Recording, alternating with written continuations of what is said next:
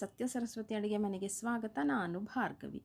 ಇವತ್ತು ಬೋಂಡ ಮಾಡ್ತಿದ್ದೀನಿ, ಅಂದರೆ ಉದ್ದಿನ ಬೋಂಡ ಮಾಡ್ತಿದ್ದೀನಿ. ಉದ್ದಿನ ಬೋಂಡ ಮಾಡೋದಕ್ಕೆ ಇಲ್ಲಿ ಉದ್ದಿನ ಬೇಳೆ 1 ಲೋಟ ತೊಗೊಂಡಿದ್ದೀನಿ. 1 ಲೋಟ ಉದ್ದಿನ ಬೇಳೆಗೆ 2 ಟೇಬಲ್ ಸ್ಪೂನು ಕಡಲೆಬೇಳೆ ತೊಗೊಂಡಿದ್ದೀನಿ. ಅಂದರೆ ಆ ಲೋಟದಲ್ಲಿ ಉದ್ದಿನ ಬೇಳೆ 1 ಲೋಟ ಅಂದರೆ ಅರ್ಧ ಪಾವು ಆಗುತ್ತೆ. ಅರ್ಧ ಪಾವು ಉದ್ದಿನ ಬೇಳೆಗೆ 2 ಟೇಬಲ್ ಸ್ಪೂನು ಕಡಲೆಬೇಳೆ ಹಾಕಬೇಕಾಗುತ್ತೆ. ಅದನ್ನು ಒಂದು ಪಾತ್ರೆಗೆ ಹಾಕ್ಕೊಂಡು ಚೆನ್ನಾಗಿ ಒಂದು 3ರಿಂದ 4 ಸರ್ತಿ ತೊಳ್ಕೊಳ್ತೀನಿ. ನಾನು ಒಂದು 3 ಸರ್ತಿ ತೊಳೆದು, ಅಂದರೆ ಆ ನೀರು ಹಾಕಿ ನೆನೆಸಿಟ್ಟಿರ್ತೀನ, ಆ ನೀರನ್ನು ಚೆಲ್ತೀನಿ. ಅಂದರೆ ಆ ನೀರು ಉಪಯೋಗಿಸಲ್ಲ, ಅಂದರೆ 4 ಸರ್ತಿ ತೊಳ್ದಂಗೆ ಆಗುತ್ತೆ. ಇವಾಗ ಅದು 1 ಸರ್ತಿ ಆಯಿತು, 2ನೇ ಸರ್ತಿ ತೊಳ್ಕೊಳ್ತಿದ್ದೀನಿ.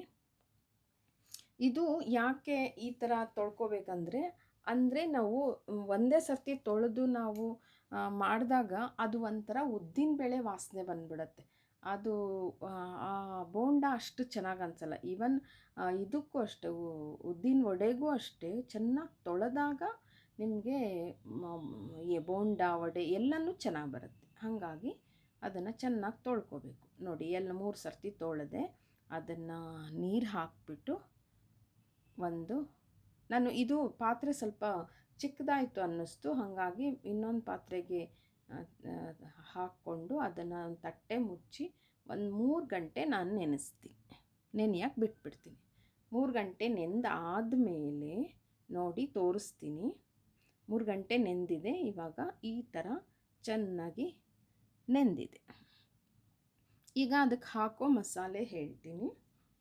ಅದಕ್ಕೆ ಇಲ್ಲಿ ಮೆಣಸು ತೊಗೊಂಡಿದ್ದೀನಿ, ಜೀರಿಗೆ ಮೆಣಸಿನ್ಕಾಯಿ ತೊಗೊಂಡಿದ್ದೀನಿ. ನೋಡಿ ತೋರಿಸ್ತೀನಿ. ಈ ಥರ ಜೀರಿಗೆ ಮೆಣಸಿನ್ಕಾಯಿ ಖಾರ ಇರುತ್ತದು.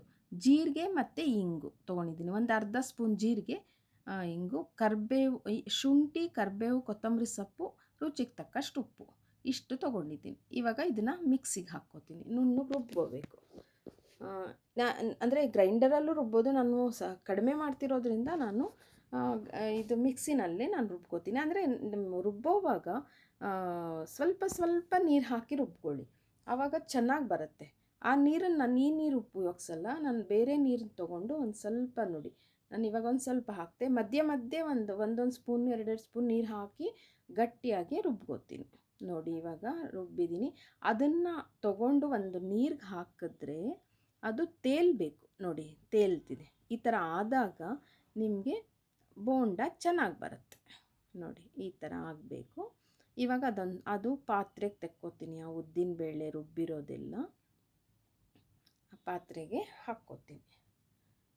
ಪಾತ್ರೆಗೆ ನೋಡಿ ಈ ಥರ ಆಗಬೇಕು. ಈ ಥರ ಇದ್ದಾಗ ನಿಮಗೆ ಹಾಕೋದಕ್ಕೂ ಈಸಿ ಆಗುತ್ತೆ, ಬೋಂಡ ಹಾಕೋಕ್ಕೂ ಚೆನ್ನಾಗಿರುತ್ತೆ.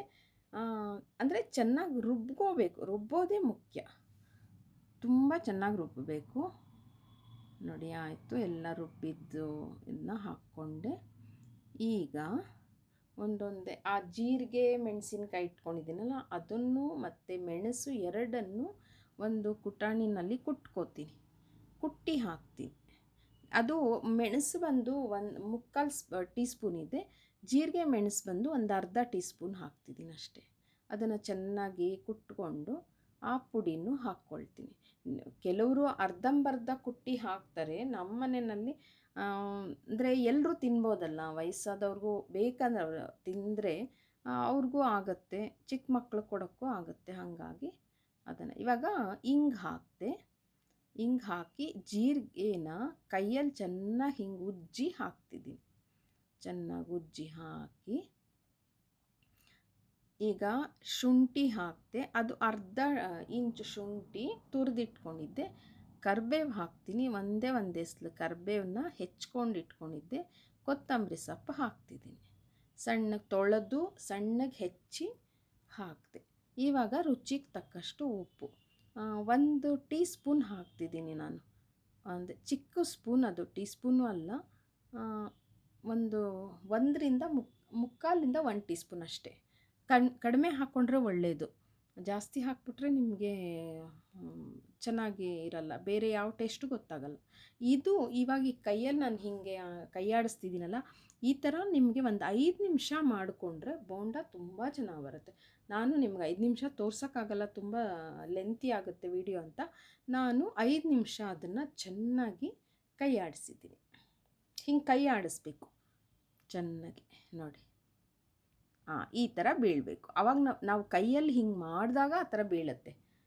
ಚೆನ್ನಾಗಿ ಅದನ್ನು ಮುಚ್ಚಿಟ್ಟು ಇವಾಗ ಒಂದು ಬಾಣಲೆ ಇಟ್ಟೆ, ಅದಕ್ಕೆ ಕರಿಯೋದಕ್ಕೆ ಎಣ್ಣೆ ಹಾಕಿ, ನಮ್ಮ ಮನೆಯಲ್ಲಿ ನಾವು ಕಡಲೆಕಾಯಿ ಎಣ್ಣೆ ಉಪಯೋಗಿಸ್ತೀವಿ.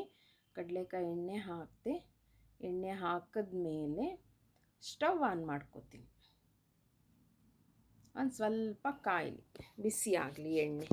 ಬಿಸಿ ಆದಮೇಲೆ ನೋಡಿ, ಒಂದೇ ಒಂದು ಚಿಟಿಕೆ ಉಪ್ಪು ಹಾಕಬೇಕು. ಅಂದರೆ ಕರಿಯೋವಾಗ ಒಂದು ಚಿಟಿಕೆ ಉಪ್ಪು ಹಾಕಿದ್ರೆ ನಾವೇನು ಕರಿತೀವಿ ಅದು ಎಣ್ಣೆ ಹೀರ್ಕೊಳ್ಳಲ್ಲ ಅಂತ ಹೇಳ್ತಾರೆ. ಹಾಗಾಗಿ ಆ ಥರ ಮಾಡ್ತೀನಿ ನಾನು ನಮ್ಮ ಮನೆಯಲ್ಲಿ. ಇವಾಗ ಅದು ಒಂದು ಸ್ವಲ್ಪ ನೀರು ಕೈ ಅದ್ಗೊಳಕ್ಕೆ ಇಟ್ಕೊಂಡೆ ರುಬ್ಬಿರೋದನ್ನೆಲ್ಲ ಇವಾಗ ಒಂದು ಸ್ವಲ್ಪ ಕಾದಿದೆ ಎಣ್ಣೆ, ಒಂದು ಸ್ವಲ್ಪನೇ ಹಾಕ್ತೀನಿ ನೋಡಿ. ನಾನು ಎಷ್ಟು ಕಡಿಮೆ ಹಾಕ್ತಿದ್ದೀನಿ, ಅದಾದಮೇಲೆ ಉಬ್ಬುತ್ತದು. ನಾನೇನು ಸೋಡಾ ಹಾಕಿಲ್ಲ. ಸೋಡಾ ಹಾಕಿದ್ರೆ ಚೆನ್ನಾಗಿ ಉಬ್ಬುತ್ತೆ, ಏನೂ ಹಾಕಿಲ್ಲ. ಆ ಕೈ ಆಡಿಸಿದ್ದೀನಲ್ಲ ಒಂದು 5 ನಿಮಿಷ, ಹಾಗಾಗಿ ನಿಮಗೆ ಉದ್ದಿನ ಬೋಂಡ ತುಂಬ ಚೆನ್ನಾಗಿ ಬರುತ್ತೆ.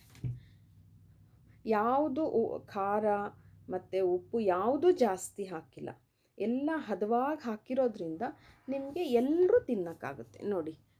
ಹಾಕಿದಾಗ ಎಷ್ಟು ಕಡಿಮೆ ಇತ್ತು, ಇವಾಗ ಎಷ್ಟು ಉಪ್ಪಿದೆ. ಇದನ್ನು 1 ನಿಮಿಷ ಆದಮೇಲೆ ಅದನ್ನು ಹಿಂಗೆ ತಿರುಗಿಸಿ ಹಾಕ್ತೀನಿ.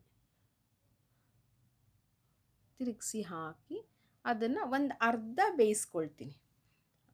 ಅಂದರೆ ಕರ್ಕೋತೀನಿ. ಅರ್ಧ ಕರ್ದ ಆದಮೇಲೆ ಅದನ್ನು ತೆಕ್ಕೊಂಡ್ಬಿಡ್ತೀನಿ. ತೆಗೆದು ಮತ್ತೆ ನಾನು ಇನ್ನೊಂದೆರಡು ಬೊಬ್ಬೆ ಮಾಡಿ ಮತ್ತೆ ಆಮೇಲೆ ನಾನು ಇನ್ನೊಂದು ಸರ್ತಿ ಕರಿತೀನಿ. ಅಂದರೆ 2 ಸರ್ತಿ ಕರಿತೀನಿ. ಕಾರಣ ಅಂದರೆ ನಿಮ್ಗೆ ಆ ಥರ ಮಾಡಿದಾಗ ನಿಮಗೆ ಗರ್ಗರಿಯಾಗಿ ತುಂಬ ಚೆನ್ನಾಗಿ ಬರುತ್ತೆ. ಹಾಗಾಗಿ ನೋಡಿ, ಇವಾಗ ಒಂದು ಅರ್ಧ ಆಗಿದೆ ಅದು. ಅದನ್ನು ಒಂದು ಇದಕ್ಕೆ ತೆಕ್ಕೊಂಡು ಇನ್ನೊಂದು ಒಬ್ಬೆ ಹಾಕ್ತೀನಿ. ಎಲ್ಲ ಅಂದರೆ ನಾವು ಹಾಕೋವಾಗ ಒಂದು ಮೀಡಿಯಮ್ ಉರಿನಲ್ಲಿ ಹಾಕಿ, ಮೀಡಿಯಮ್ ಉರಿ ಇಟ್ಕೊಂಡು ನಾವು ಈ ಥರ ಹಾಕಬೇಕು ನೋಡಿ. ಇವಾಗ ಚೆನ್ನಾಗಿ ಹಾಕೋವಾಗ ಕಡಿಮೆ ಇರುತ್ತೆ, ಆಮೇಲೆ ಉಬ್ಬುತ್ತದು ಚೆನ್ನಾಗಿ. ಇದು ಅಷ್ಟೇ, ಅದಿನ್ನೇನೂ ಅಲ್ಲ. ಕೈ ಚೆನ್ನಾಗಿ ಉದ್ದಿನಬೇಳೆ ಇದು ಮಾಡಿದಾಗ ಚೆನ್ನಾಗಿ ಕೈ ಆಡಿಸ್ಬೇಕು. ಅದನ್ನ ಒಂಥರ ಸಾಟಿ ಹಿಡಿಯೋದು ಅಂತ ನೋಡಿ, ಆ ಥರನೇ ಈ ಉದ್ದಿನದು ನಾವೆಲ್ಲ ಮಿಕ್ಸ್ ಮಾಡಿದ್ಮೇಲೆ ಕೈ ಆಡಿಸ್ಬೇಕಷ್ಟೆ. ಇವಾಗ ಆ ಥರ ಇದು ಹಾಕಿದ್ಮೇಲೆ ನಿಮಗೆ ತಿರುಗಿಸೋದು ಕಷ್ಟ ಆಗುತ್ತೆ ಅಂದರೆ ಇದು ನೋಡಿ, ಈ ಥರ ಒಂದು ಚಿಕ್ಕ ಸೌಟ್ ತೊಗೊಳ್ಳಿ, ಅದ್ರ ಮೇಲೆ ಆ ಎಣ್ಣೆ ಹಾಕ್ತಾ ಬಂದರೆ ನಿಮಗೆ ತಿರುಗಿಸಿ ಆಮೇಲೆ ಹಾಕ್ಕೋಬೋದು. ಆ ಥರನೂ ಮಾಡ್ಕೋಬೋದು. ಎಲ್ಲ ಥರನೂ ತೋರಿಸ್ತಿದ್ದೀನಿ ನೋಡಿ. ಚೆನ್ನಾಗಿರುತ್ತೆ ಉದ್ದಿನ ಬೋಂಡ. ಅಪರೂಪಕ್ಕೆ ಮಾಡ್ಕೋಬೋದು. ಸಾಮಾನ್ಯವಾಗಿ ನೋಡಿ, ಇದು ಅರ್ಧ ಆಯಿತು, ತೆಕ್ಕೋತಿದ್ದೀನಿ. ಸಾಮಾನ್ಯವಾಗಿ ಮನೆಗಳಲ್ಲಿ ಉದ್ದಿನ ವಡೆ ಮಾಡಲ್ಲ, ಅಂದರೆ ಯಾವಾಗಂದ್ರವಾಗೆ ಮಾಡಲ್ಲ. ಹಾಗಾಗಿ ಅಂಥವ್ರ ಮನೆಗಳಲ್ಲಿ ಈ ಥರ ಉದ್ದಿನ ಬೋಂಡ ಅದಕ್ಕೆ ಕಡಲೆಬೇಳೆ ಹಾಕಿರೋದ್ರಿಂದ ಮಾಡ್ಕೋಬಹುದು ಅಂತ. ನಮ್ಮ ಮನೆಯಲ್ಲಿ ನಮ್ಮ ಅತ್ತೆ, ಅವ್ರ ಅತ್ತೆ ಎಲ್ಲ ಮಾಡ್ತಿದ್ರು.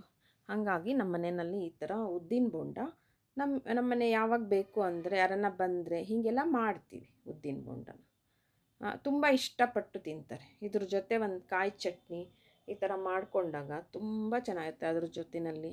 ಆಮೇಲೆ ಇದ್ರದ್ದು ಗೊಜ್ಜು ಮಾಡಿ ಅದಕ್ಕೆ ಹಾಕಿ ಮಾಡುತ್ತೆ, ಅದು ಇನ್ನೊಂದು ಸರ್ತಿ ತೋರಿಸ್ತೀನಿ. ಆದರೆ ಇವತ್ತು ಬರೀ ಉದ್ದಿನ ಬೋಂಡ ಮಾಡ್ತಿದ್ದೀನಿ ನೋಡಿ. ಇನ್ನೊಂದು ಒಬ್ಬೆ ಹಾಕಿ ಇದನ್ನು ತೆಗೆದು ಆಮೇಲೆ ಇನ್ನೊಂದು ಸರ್ತಿ, ಅಂದರೆ ಅರ್ಧ ಬೆಂದಾದಮೇಲೆ ನಾವು ಇನ್ನೊಂದು ಸರ್ತಿ ಬೇಯಿಸ್ಕೊತೀವಿ. ಅದು ಇವಾಗ ನೋಡಿ, ಅದ್ರ ಮೇಲೆ ಒಂದು ಸ್ವಲ್ಪ ಹಾಕಿಬಿಟ್ಟಾಗ ತಿರುಗಿಸಿ ಹಾಕೋದಕ್ಕೆ ಹಸಿ ಇರಲ್ಲ. ತಿರುಗಿಸಿ ಹಾಕಿದ್ರೆ ನಿಮ್ಗೆ ನೀಟಾಗಿ ಬರುತ್ತೆ ಅಷ್ಟೆ. ಮಾಡೋವಾಗ ಈ ಥರದ್ದೊಂದೇ ಒಂಚೂರು ಇದು ಮಾಡ್ಕೊಂಬಿಟ್ರೆ ಈಸಿಯಾಗಿ ಆಗೋಗುತ್ತೆ, ಬೇಗ ಆಗುತ್ತೆ. ಅಂದರೆ ಇದು ಜೋರು ಉರಿ ಇಟ್ಕೊಂಡು ಕರಿಯೋಕ್ಕೆ ಹೋಗಬಾರ್ದು, ಮೀಡಿಯಮ್ ಉರಿನಲ್ಲೇ ಕರಿಬೇಕು. ಅದು ಚೆನ್ನಾಗಿ ಒಳಗಡೆ ಎಲ್ಲ ಬೇಯುತ್ತೆ. ಇಲ್ಲದೇ ಇದ್ದರೆ ಒಳಗಡೆ ಎಲ್ಲ ಹಸಿ ಇರುತ್ತೆ, ಮೇಲೆ ಮಾತ್ರ ಕೆಂಪಗೆ ನೋಡೋಕ್ಕೆ ತುಂಬ ಚೆನ್ನಾಗಿರುತ್ತೆ, ಒಳಗಡೆ ಮಾತ್ರ ಬೆಂದಿರಲ್ಲ. ಆ ಥರ ಮಾಡಿದ್ರೆ ಚೆನ್ನಾಗಿರಲ್ಲ. ನಿಮಗೆ ಒಳಗಡೆನೂ ಬೇಯಬೇಕು ಒಂದು ಸ್ವಲ್ಪ. ನೋಡಿ ಇವಾಗ ಇದಾಯಿತು, ಇದನ್ನು ತೆಕ್ಕೊಂಡೆ. 3 ಒಬ್ಬೆ ಆಯಿತು. 1 ಲೋಟ ನೋಡಿ, ಅರ್ಧ ಪಾವು ಉದ್ದಿನ ಬೇಳೆಗೆ ಇಷ್ಟ ಆಯಿತು.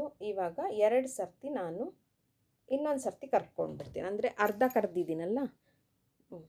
ಹೀಗಾಗಿ ಇವಾಗ ಇನ್ನೊಂದು ಸರ್ತಿ ಇದು ಮೀಡಿಯಮ್ ಉರಿನಲ್ಲೇ ಇಟ್ಕೋಬೇಕು, ಜಾಸ್ತಿ ಜೋರು ಉರಿ ಮಾಡೋಕ್ಕೆ ಹೋಗಬಾರ್ದು. ಮಾಡಿ ಬೇಗ ಆಗಿಬಿಡತ್ತೆ ಇದು. ಏನು ಅಂದರೆ ಫಸ್ಟು ನಾನು ಅಂದರೆ ಕರೆದಿದ್ನಲ್ಲ ಅದನ್ನು ಇವಾಗ ಹಾಕಿದೆ. ಇವಾಗ ನಾನು ಲಾಸ್ಟಲ್ಲಿ ಕರೆದಿರೋದನ್ನು ತೆಗೆದಿಟ್ಟಿದ್ದೀನಿ. ಇದು ಆಗ್ತಿದ್ದಂಗೆ ಅದು ಸ್ವಲ್ಪ ಆರಿರುತ್ತೆ, ಆಮೇಲೆ ಅದು ಹಾಕಿ ಕರ್ಕೋತೀನಿ. ಆವಾಗ ನಿಮಗೆ ಬೋಂಡ ಸೂಪರಾಗಿರುತ್ತೆ, ತುಂಬ ಚೆನ್ನಾಗಿರುತ್ತೆ. ನಮ್ಮ ಮನೆಗೆ ಬಂದವ್ರಿಗೆ ಈ ಥರ ಉದ್ದಿನ ಬೋಂಡ ತುಂಬ ಇಷ್ಟಪಟ್ಟು ತಿಂದಿದ್ದಾರೆ. ಮಕ್ಳುಗಳಿಗಂತೂ, ಬೆಳೆಯೋ ಮಕ್ಕಳಿಗೆ ಈ ಥರ ಕೊಡಬೇಕು, ಅಂದರೆ ಮನೆಯಲ್ಲಿ ಮಾಡಿ ಕೊಡಬೇಕು. ಹೊರಗೆ ಕೊಂಡ್ಕೊಂಡು ಕೊಟ್ಟರೆ ನಿಮಗೆ ಆ ಎಣ್ಣೆ ಎಷ್ಟು ಸರ್ತಿ ಕರೆದಿರ್ತಾರೋ, ಮನೆಯಲ್ಲಿ ಈ ಥರ ಫ್ರೆಶ್ಶಾಗಿ, ಅದು ಮೀಡಿಯಮ್ ಉರಿ ಇಟ್ಕೊಂಡೇ ಕರಿಬೇಕಂತಾರೆ. ಆ ಥರ ಮಾಡಿ ತಿಂದಾಗ ಬೇಕು, ಎಣ್ಣೆ ಅಂಶನೂ ಬೇಕು ಅಂತಾರೆ ನಮ್ಮ ಅತ್ತೆ. ಯಾವಾಗಲೂ ಅಷ್ಟೇ ಅವರು ಎಷ್ಟು ಅಂದರೆ ಜಾಸ್ತಿ ತಿನ್ನೋದಲ್ಲ, ಒಂದು ಲೆವೆಲಲ್ಲಿ ನೀವು ಎಣ್ಣೆ ಅಂಶನೂ ಮೈಗೆ ಸೇರಬೇಕು ಅಂತ ಮಾಡ್ತೀವಿ ನಮ್ಮ ಮನೆಯಲ್ಲಿ. ನೋಡಿ ಎಲ್ಲ ಆಯಿತು, ಒಂದು ಒಬ್ಬೆ ಆಯಿತು. ನೋಡಿ ಕಲ್ಲರು ಅಷ್ಟೇ ಎಷ್ಟು ಚೆನ್ನಾಗಿದೆ. ಇವಾಗ ಮೇಲ್ಗಡೆ ಎಲ್ಲ ಗರಿಗರಿಯಾಗಿರುತ್ತೆ, ಒಳಗಡೆ ಸಾಫ್ಟಾಗಿ ಗೂಡು ಬಂದಿರುತ್ತೆ, ತುಂಬ ಚೆನ್ನಾಗಿರುತ್ತೆ. ನೋಡಿ ನಿಮ್ಮ ಮನೆಗಳಲ್ಲೂ ಈ ಥರ ಒಂದು ಉದ್ದಿನ ಬೋಂಡ ಮಾಡ್ಕೊಳ್ಳಿ. ಮಕ್ಕಳಿಗೆ ದೊಡ್ಡವ್ರಿಗೆ ಎಲ್ರಿಗೂ ಇಷ್ಟ ಆಗುತ್ತೆ. ದೊಡ್ಡವ್ರಿಗಾದರೆ ನೀವು ಇದನ್ನು ಒಂದು ತಣ್ಣೀರಲ್ಲಿ ಹಾಕಿ ತೆಗೆದುಬಿಟ್ಟು ಮತ್ತು ಒಂದು ಮೊಸರಿಗೆ ಹಾಕಿ ಕೊಟ್ಬಿಡಿ. ಅವರು ಇರೋ ಮಸಾಲೆನೇ ಸಾಕಾಗುತ್ತೆ ಅವ್ರಿಗೆ, ಅವರು ಸಾಫ್ಟ್ ಆಗುತ್ತೆ, ತಿಂತಾರೆ. ನೋಡಿ ಎಲ್ಲ ರೆಡಿ ಆಯಿತು. ಇಷ್ಟ ಆಯಿತು ಉದ್ದಿನ ಬೋಂಡ. ಇದನ್ನು ನಾನು ಕೊಡೋದಕ್ಕೆ ಒಂದು ತಟ್ಟೆನಲ್ಲಿ ಹಾಕಿ ಅದಕ್ಕೆ ಕೊಬ್ಬರಿ ಚಟ್ನಿ, ಆದರೆ ನಾನು ಇವತ್ತು ಒಣಮೆಣಸಿನ್ಕಾಯಿ ಹಾಕಿ ಚಟ್ನಿ ಮಾಡಿದ್ದೀನಿ. ನೋಡಿ ಕೊಬ್ಬರಿ ಚಟ್ನಿ ರೆಡಿ ಆಯಿತು, ಎಲ್ಲ ಹಾಕಿ ಮಾಡಿದ್ದೀನಿ. ಬೋಂಡ ಜೊತೆ ಕೊಬ್ಬರಿ ಚಟ್ನಿ. ನೋಡಿ ನಿಮ್ಮ ಮನೆಯಲ್ಲೂ ಇದನ್ನ ತೋರಿಸ್ತೀನಿ. ನೋಡಿ ಎಷ್ಟು ಗೂಡಾಗಿದೆ, ಮೇಲ್ಗಡೆ ಎಲ್ಲ ಗರಿ ಇದೆ, ಒಳಗಡೆ ಸಾಫ್ಟಾಗಿ. ನೋಡಿ ಎಷ್ಟು ಚೆನ್ನಾಗಿದೆ.